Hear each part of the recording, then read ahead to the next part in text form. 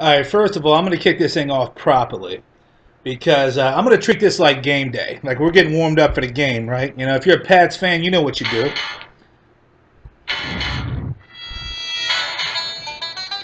You listen to the drop kicks, you get all fucking wound up, you get all jacked. You say cheers from Boston.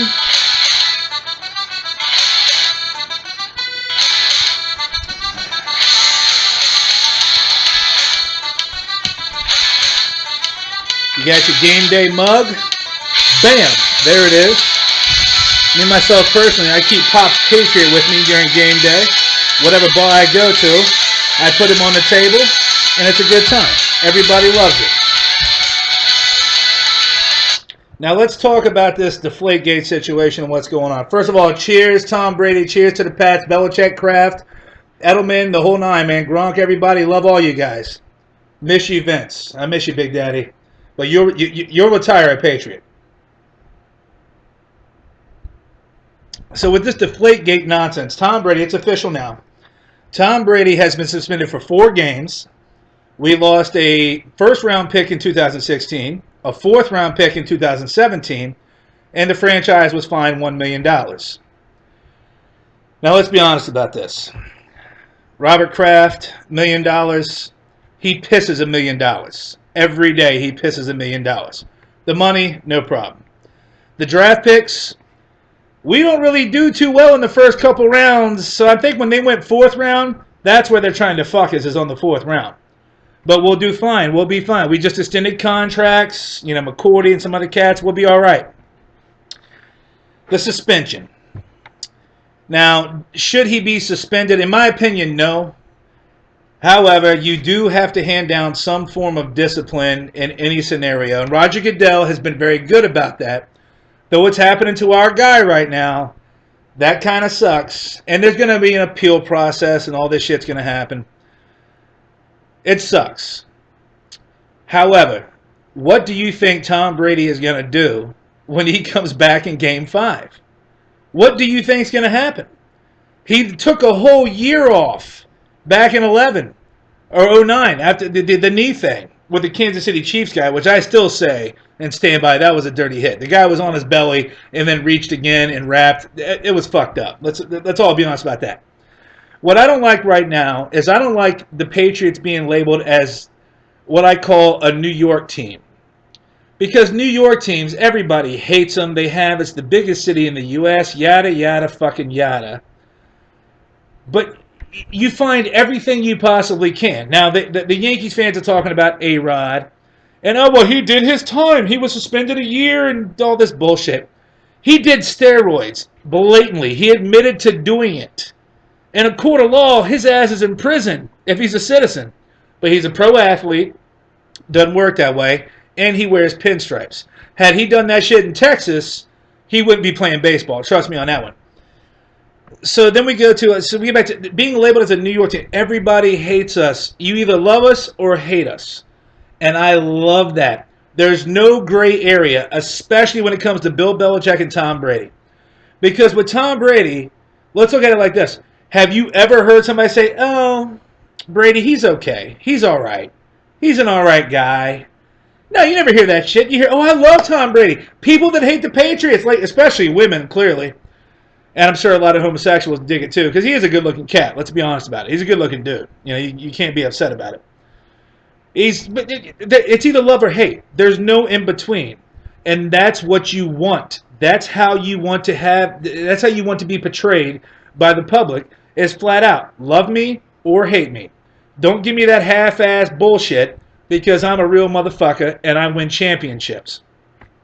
Now, when it comes to the Deflategate thing, what really trips me out about it is this is what you found. How hard did the league and the other teams have to work to go through the daily process of this guy's life? It's a lot like Tiger Woods in golf, Barry Bonds in baseball. And Barry Bonds in baseball, this fucking dude, he's the godfather of Willie Mays. He's the son of Bobby Bonds. He was destined to be the shit. Everybody knew it back in the Pittsburgh days to the San Francisco days, the whole 9 yards, right? And when McGuire and Sosa did their thing, and then fucking Bonds came out and said, you know what? Let me show you some real shit.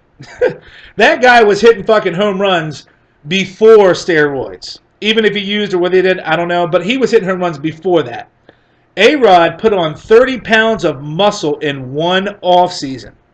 And mind you, a baseball offseason is no longer than like 3 months. It's really not that long. And you put on 30 pounds. I could see over the course of time, like Bonds from like 2000 to 2004 put on like 40 pounds. That's 4 fucking years. That's 10 pounds a year for all you mathematic fucking geniuses out there. What's the big deal? No big deal. This guy was hitting home runs and 30 homers, 100 RBIs every year before that shit. All right, so back to the Brady thing. Jon Stewart, host of The Daily Show. Great comedian. I love him. I love what he does. Don't get me wrong. Nothing against Jon Stewart. But he had this little thing where he's like, well, Michael Jordan retired and played a sport he sucked at for 2 years to give people another chance to win. And Jordan even said, I retired to give other motherfuckers a chance. I think it was on Letterman or some shit. But here's the reality. Jordan is not Tom Brady. Michael Jordan and Tom Brady have one similarity, well, 2 similarities that are just awesome. Number 1, they're multi-time champions. Number 2, Jordan didn't play basketball until his junior year of high school and still went to one of the most prestigious basketball programs with one of the most prestigious basketball coaches of all time. Nothing but love for Jordan. But when Jordan retired to go play baseball, that was a dream. He took advantage of his position. And I don't respect that. I don't. Why did he come back to basketball? Because he fucking sucked at baseball. Tom Brady was drafted for Major League Baseball out of high school. Went to Michigan, played football, competed for the starting position, won a bowl game, had comeback wins. He did what NFL quarterbacks are supposed to do. Not with deflating footballs, because let's be honest about the deflating football bullshit. Let's do this. As far as deflating footballs, everybody use a 13-pound ball. Or, yeah, was it 12.5 to 13.5? Everybody use a 13-pound ball. Eliminate the fucking process. Eliminate the bullshit. We won't be having this discussion right now. Never.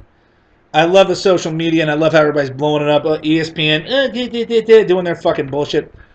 Tom Brady got drafted for baseball, went to Michigan, had a couple comebacks, 6th-round draft pick. Nobody said shit. Nobody cared about this kid out of Michigan on a 6th-round draft pick. Nobody cared.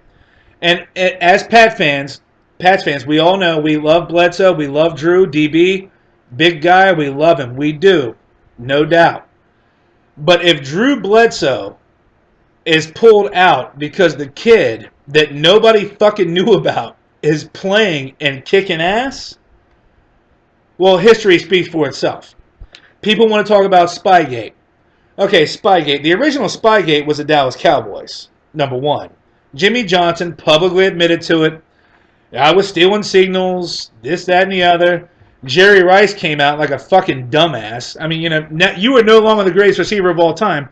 And no longer is Bill Walsh or Joe Montana that great. Because was it just Jerry Rice? Because there's 53 guys in a locker room. Deflated footballs? Were they deflating balls and using stickum? Hey, not for me to say. Not for me to say. I wasn't there. I was a small kid in the 80s when the Bears were kicking the shit out of us in the Super Bowl. Apparently, I was in a Steve Grogan outfit. My mother used to tell me this story. And by the way, happy Mother's Day to all you mothers out there and to everybody's mother. Happy belated Mother's Day. But yeah, apparently I was in the Steve Grogan Hutch outfit crying on the floor and shit. I don't remember it because I was like 7, I think, or whatever. But nevertheless, all right, so Tom Brady, he did what NFL quarterbacks are supposed to do. You win a championship, great. You win 2, and then you win a 3rd. You're a perennial Pro Bowler. You're kicking ass every fucking Sunday, Thursday, Monday, whenever they play the games. You're always doing well. You have a few off games here and there. You marry the number 1 supermodel in the world. You don't go to small town Georgia and rape a bitch in the fucking bathroom. That's not what Super Bowl champions are supposed to do, especially at the quarterback position. You're not going to a club in New York and shooting yourself in the fucking leg after your entourage started a brawl of some sort. Pops is loving this. All right, so in closing, you have to find something. The 70s Steelers, they had the steroid thing. The 80s 49ers, now we know, stick 'em, stick 'em, stick 'em. The catch from Dwight Clark, can we review? Like, who were the locker room guys there? That was before text messaging and cell phones. They had that big-ass phone back then. Anyway, you know what I'm talking about. Then, in the 2000s, you had what? You had,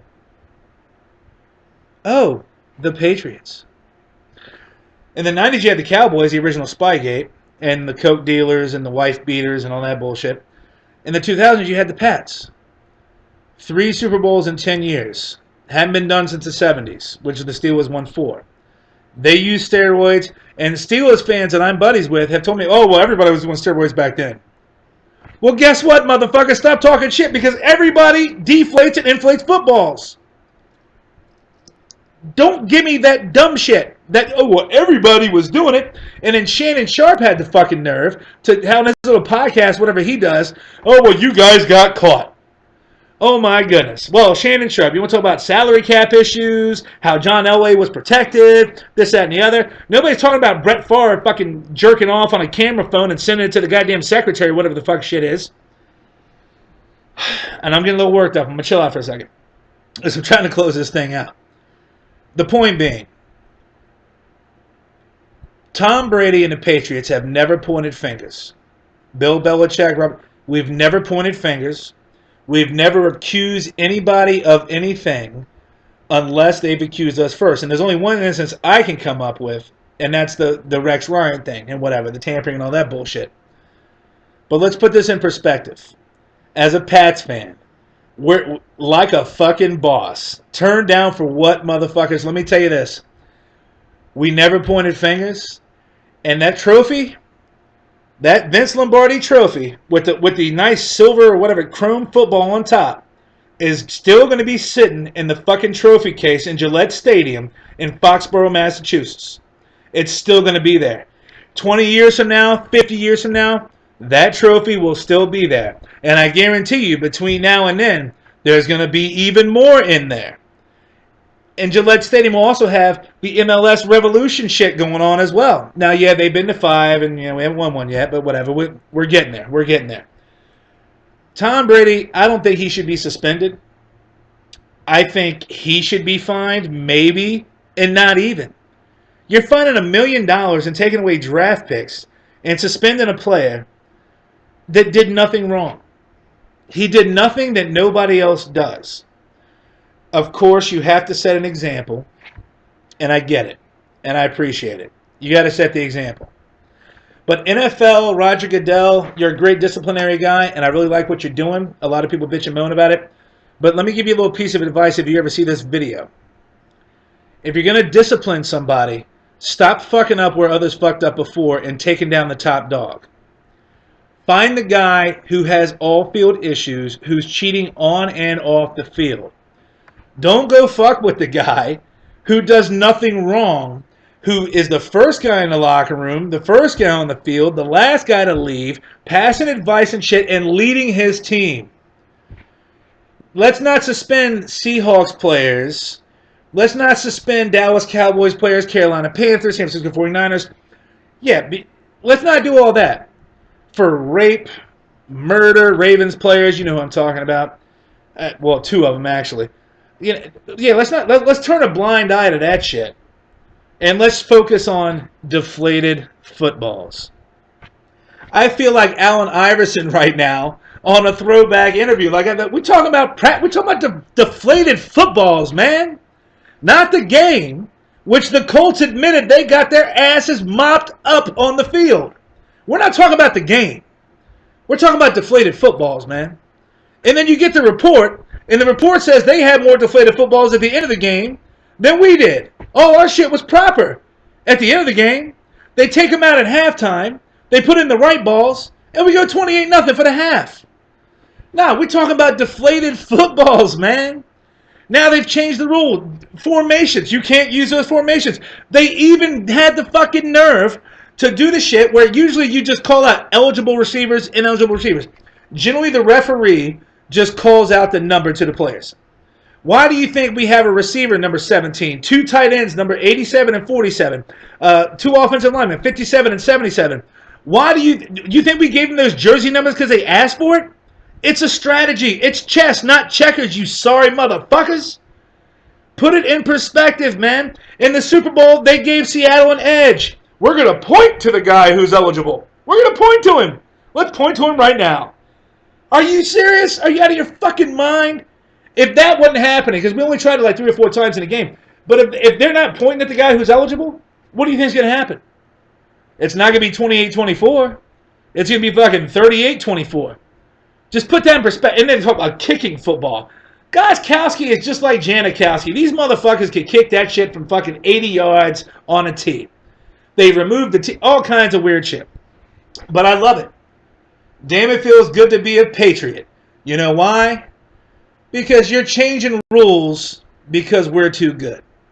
We are that fucking good that you have to change the rules to give other people a chance.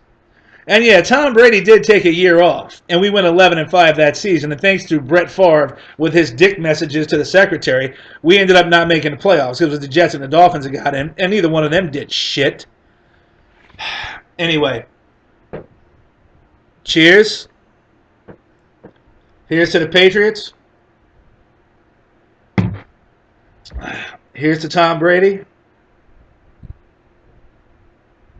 And for all you Patriots out there, fuck you.